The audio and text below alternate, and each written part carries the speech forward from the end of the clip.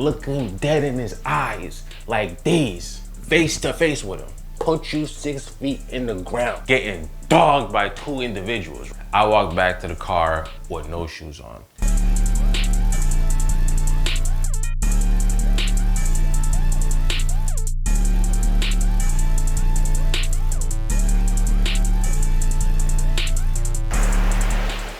We parked, we walked, we got to the first gate and the second gate.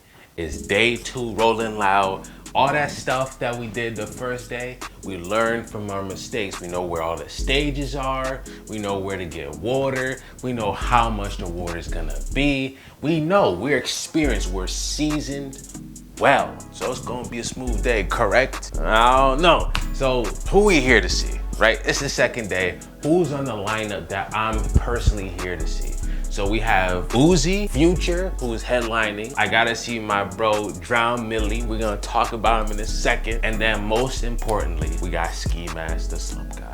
Cause you know he's gonna perform his songs. He's gonna perform Juice's songs. He's gonna perform X's songs. And that right there, that set is what I'm saving all my energy for. I'm doing minimal walking. I'm doing minimal talking. Cause I'm trying to save all that energy to completely bug out during his set. But this is the whole reason why we here. The whole reason we here is to listen to X on them banging speakers. I tell you, those speakers, you can feel that junk in your heart. Back I think it was 2017, and you see that rolling loud he was at. I'm like, bro, we have to go. We gotta go, right? But then 2017 went to 2018. Then bro passed away, and it's just like, you know what I mean? Like, you never got the chance to see him live. So this is the next best thing. So we get there, it's relatively early. It starts at 4. So it's, you know, the kind of rappers I'm not interested in performing right now. We go to one show all the way on in the cut right there. And we just, you know, I'm just standing around. Once again, I'm conserving my energy. So then I break off from my people to go see Drown Millie. Who is Drown Millie, right? Now, I'm not one of those people to be like, hey, bro, you remember me? I gave you a pencil in middle school and all that. Yeah, can you like shout me out or? Nah, I'm not gonna say that. That's not me. But I'm not gonna deny and say I didn't know the guy. It's from a completely different facet of my life that we don't even need to talk about right now. But the point is, I knew the guy, and it was cool for me to see him perform on stage, because you never really think about like, oh, the person you talk to, the person you used to know, or you know, just a person you've seen in passing would one day be on the main stage of the biggest hip hop festival ever. And that's cool. Brody was up there, he was doing his thing, he had a crowd going and everything. They knew the lyrics. I'm like, okay, he doing his thing, he gonna grow, the crowd's gonna grow. I'm proud to see it, I'm glad to see it, I love to see it. Stayed there for a couple songs and met up with my people back at the Ciroc stage, because that's where he was performing, the main stage. So at the last video, I talked about how rolling loud is a very physically demanding event, right? But I need to also tell you about how it is a mental game as well. See, this second day, all the people we wanted to see is at the Ciroc stage. And like I said in the last video, if you want to see your favorite rapper in person, you could be this close to your favorite rapper, face to face with him. You're gonna have to get a good standing position by getting there early. So if Rolling Loud starts at 4 and your favorite performer comes on at 9 o'clock, you better be in that crowd by 5, slowly making, you know, some progress closer to the stage. Because if you think you're gonna show up 30 minutes before the set and get a good standing position, you're dead wrong. Because some people is not letting you by. They is willing to rough you up if you think you're gonna get a standing position this close. They've been outside since 4. Where was you at? You was over there lollygagging. I'm gonna go get a hot dog, you know what I'm saying? I'm gonna go get me a little water or whatever. I'm gonna ride the unicycle 5 times just because it's there. You're not getting in front of me. After seeing Drown Millie, we're there to see Saucy Santana. Now, me personally, he's not my kind of rapper, you know what I mean? He's not making music for me, you know what I mean? It's just not built for me, and that's fine. That's okay, but I'm there because, hey, back to back to back. Everyone I want to see today, besides Polo G, we're gonna see Polo G's at a different stage, but besides him, everyone else is performing at this stage. I'm trying to get closer and closer with each and every performance to make sure I'm close enough to see Ski looking dead in his eyes like these. And that's it. So if I have to sit through this performance, that's A-okay with me. And to be honest, to what occurred halfway through the performance, I'm glad I came. So we're halfway through Saucy Santana's set. You know, me casually looking left, looking right, because you know, there's something going on in front of me, and hey, it's just not for me. You know what I mean? There's nothing wrong with it. I'm just saying it's not for me. It's not meant for me, right? And then I turn my head and I'm looking at the Jumbotron, and I'm seeing this dude getting dogged by two individuals, right? I had to look it up when I got back home from the trip just to see how this all started. So I don't know what, maybe some words were exchanged, trust me. I know I've seen a couple more fights at Rolling Loud, and it starts off with either someone stepping on somebody's shoes, somebody getting too rough in mosh pits, or a female. I don't know which one it was that started this fight, but it had to be something crazy for two people to dog you like that. Right? And now I'm sitting here thinking, right? Now, this dude was getting waxed privately. The only people who could see this fight is the circle of people around it. So I'm like, all right, he's taking an L privately. But I sat there and I thought about it. A Rolling Loud tech producer sat there, saw this fight, and instead of jumping in personally to you know what I mean, separate these people, or calling these 7 foot, 400 pound dudes who's able to lift grown men right off their feet like this when they're passed out, feet dangling like these. Instead of calling them, they sat there and said, I'm just gonna take the camera that's connected to this big Jumbotron that everybody can see and film this dude getting dogged. So now I'm sitting there thinking, okay, maybe dude was trying to help, but now everyone at the festival, because we all here, is seeing this dude getting the beats.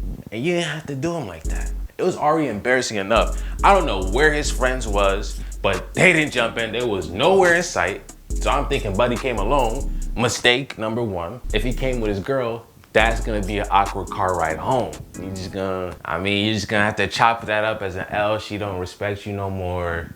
It's done. It's done. Y'all gonna have to break up after this. It's not looking good. Only the people around this fight saw the fight. Now, everyone seen you take a public L. And now, on top of that, everyone at home who was watching live saw you get whooped in front of everybody. So now they saw it. And on top of that, because you put on a Jumbotron and everyone's got access to a camera, everyone took out their phone and recorded you getting whooped and posted it to their stories. Now people at home can see you also getting whooped. So it was just an L in general. And at this point, hey, I don't condone any violence. But I'm not gonna lie, I see why people pull out guns. No, I gotta walk around with a chip in my shoulder. You know what I mean? People like, hey, ain't this you? Ain't you the one who got whooped at Rolling Loud by 2 people? Damn. And I felt bad, because after that, you might as well not even come back for day 3. People just gonna sit there and go, hey man, hey listen, it's gonna be okay. We all take L's. Not publicly like you did. After Saucy Santana came off the stage, Gucci Mane was next. You know, a couple minutes in between sets, but once again, it is a mind game. We're not moving from the spot. Water, thirsty. Me being nah, I'm good. The last time I drank water was about 17 hours ago, but trust me, I'm not moving out this spot. Yeah, I'm dehydrated, but you think I'm gonna walk all the way out this crowd to get water, a human essential for life? I'm gonna risk it all to be in a good position for ski mask. That's exactly what I'm doing. But once again, you know, the bigger performers are coming on, the crowds are getting more dense, but they passing out the water packets, right? So I'm thinking, hey, after day 1, and I know how all this functions, I gotta grab these water packets and save them, stock them away for later. You know what I mean? I don't have a book bag, but I'm like, put my hand up, hey, they throw you one, grab them. But you can't ask back to back, because then they're like, hey bro, you just got. So after like every, I don't know, say 15 minutes, whatever, when they start passing them out again, raise your hand up again, hey, that's 2, I save it for later, because it's all about staying hydrated, drinking that chemical tasting water. But hey, it's enough to keep me going. I'm not drinking it now though, because I need to save it for later. Anyways, Gucci Mane just touches the stage. He's a little late to his set, and I mean, I'm not gonna lie and be like, oh, I'm the biggest Gucci Mane Goo-Wop fan ever, because I'm not. But he did bring out Quavo and Takeoff. They performed a couple songs, and Quavo and Takeoff also came out for, I forget whose set, but it was a female rapper set. And Quavo got upset because they cut his mic. Rolling Loud gives you certain time frames, okay, for your set. And once it's like, say, ends at 8:30, they cut your mic. Ain't no minute after that. They cut it because the next person gotta go. And that's it. He got upset, threw the mic into the crowd. I'm like, you can't be upset. Y'all was late to the set. How you gonna be upset? You know what I mean? But you know, like I said with X, it's just Rolling Loud is an opportunity for a lot of things. But most definitely, especially nowadays, to see your favorite rapper live, you know? And I think it's a different experience from when you see them live and when you listen to the music. And I think everyone, if you really got a rapper that you really infatuated with, big word, I know, you should always want to just see them live at least one time.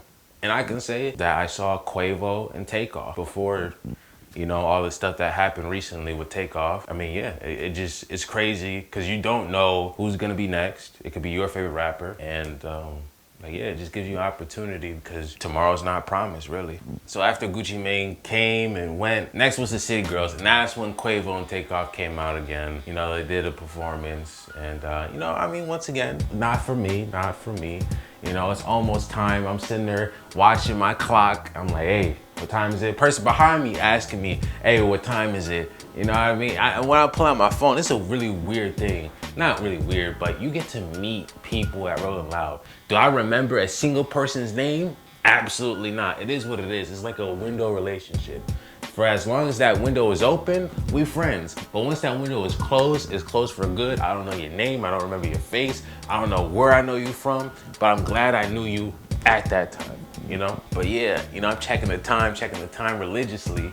You know, City Girls, they off stage. It's a couple minutes in between sets, so you know, I'm just being impatient. So when this set starts, I'm bugging out the entire time. Nobody get in my way, especially when that X comes on. Do not get in my way, because I will not hesitate to put you 6 feet in the ground. I'm not playing. I didn't get to see bro when he was alive, so I'm gonna bug out. And if you're in my way, I'm gonna have to move you, bro.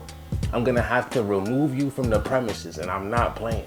But yeah, I could sit there and just talk about the events of this set. But I know I can show you a lot better than I can tell you.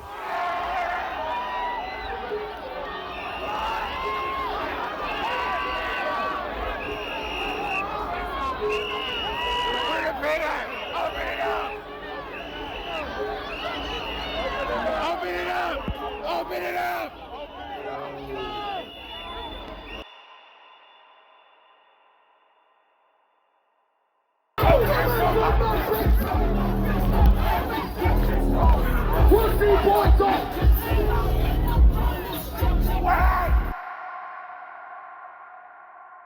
So I'm in there bugging out. They playing the X, they playing the Ski. We get through like a song or whatever, right? And after just completely losing my mind, my energy dropped down a little bit, you know what I mean? But I could keep going. I'm high, I'm good. Throw me back in there, coach. I'm not meant for the bench. I'm meant for the court. As we all jumping up and down, right? I'm wearing my comfortable shoes, my black and white Roshis. They're a good pair of shoes. If you're going to Rolling Loud, I recommend those shoes, except the fact that somebody behind me stepped on the back of my shoe. So like, hold on. So essentially they stepped on the back of my shoe. So this shoe, your heel's back here, and this folded underneath my heel. So essentially it's a slide at this point. And that's lethal. That's a bad choice, right? I know what I said in the first video. Don't trip, right? That's the first, and I still stand by it. Do not trip, because it will cost you your life. Guaranteed. If I had to throw another rule in there for like honorable mentions for the #1 rule, is whatever you drop on the ground, it is gone. Let it go. It's okay. It's gonna be fine. You're fine, okay? You're alive. you're well, you got your health, it's gonna be okay. I don't care if it's your car keys, phone, wallet, plane ticket back, it's not worth it. Because the moment you reach down, people is already jumping up and down. If you trip, like I said, it's done for you. It's OV for you. And that's all I'm saying. I'm just have some sort of concerns for you. I'm trying to make sure you good. So that's what I'm sitting there saying. When it comes down to it, if you drop something that rolling loud, don't even reach for it. And that's what's playing in my head right now. Hey, I think I can sit there and get down there and fix my shoe very quickly. But it only take nothing but milliseconds for people to see that upper room.